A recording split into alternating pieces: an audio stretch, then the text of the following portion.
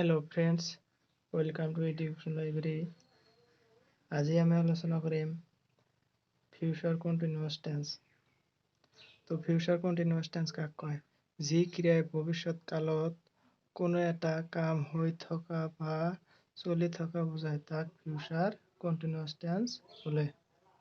যেনে I shall be going to school, he will be playing football।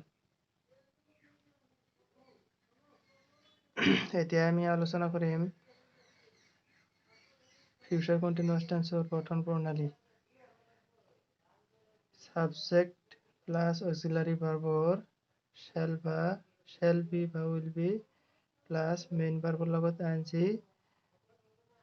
আৰু শেষত object যোগ কৰি ফিউচাৰ কন্টিনিউয়াস টেন্স গঠন দিয়া হয়।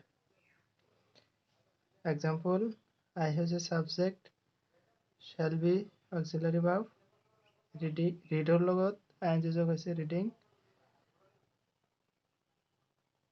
প্লাস অবজেক্ট হৈছে এ বুক। ঠিক সেইদৰে হি সাবজেক্ট অক্সিলাৰি ভাৰ্ব, পাইৰ লগত ing যোগ হৈছে এ পেন হৈছে অবজেক্ট। এতিয়া আমি আলোচনা কৰিম ব্যৱহাৰ প্ৰণালী। ইয়াক কেনেকৈ আমি ধৰিব পাৰোঁ যে এই বাক্যটো ফিউচাৰ কন্টিনিউয়াস টেন্সত আছে। আৰম্ভ কৰোঁ ব্যৱহাৰ প্ৰণালী।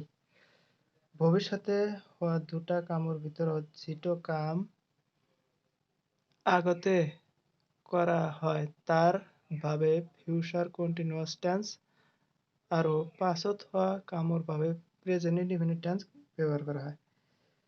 মনত ৰাখিব, ফিউচাৰ কন্টিনিউয়াস টেন্সৰ ব্যৱহাৰ এটাই আৰু ফিউচাৰ ইনডিফিনিট টেন্সৰ পৰাই বেছিভাগ কোৱেশ্চন আহে, পিছৰ বিলাকৰ পৰা নাহে আৰু পাষ্ট আৰু প্ৰেজেন্টৰ পৰা গোটেই প্ৰশ্নবিলাক দিয়ে। এইটো ব্যৱহাৰ মনত ৰাখিব, আহিব পাৰে কোৱেশ্চন পৰীক্ষাত। ভালদৰে পঢ়িব। Example, he will be reading here before you come। এই বাক্যটো আছে, এইখিনি আছে ফিউচাৰ কন্টিনিউয়াস টেন্স। বিফৰৰ এই পিছৰখিনি আছে প্ৰেজেন্ট ইনডিফিনিট টেন্সত। ঠিক সেইদৰে এইখিনি ফিউচাৰ কন্টিনিউয়াস টেন্স, পিছৰখিনি আছে প্ৰেজেন্ট ইনডিফিনিট। এতিয়া আমি আলোচনা কৰিম কুৱেশ্চনসমূহ, কেনেকুৱা ধৰণৰ কুৱেশ্চন পৰীক্ষাত আহিব। আৰম্ভ কৰোঁ। Correct answer, we stay at home until the rain stop। এইখিনি ফিউচাৰ কন্টিনিউয়াস টেন্সত আছে, পিছৰখিনি আছে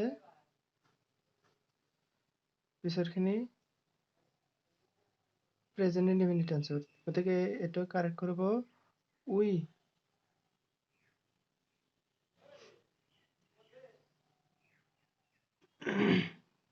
অক্সিলাৰি ভাৰ্ব দিব, ing যোগ দিব, গোটেইখিনি একেই। পিছত এইখিনি প্ৰেজেন্ট ইনডিফিনিটত কাৰেক্ট কৰোঁতে কি ষ্টপৰ লগত এছ যোগ দিলেই হ'ব।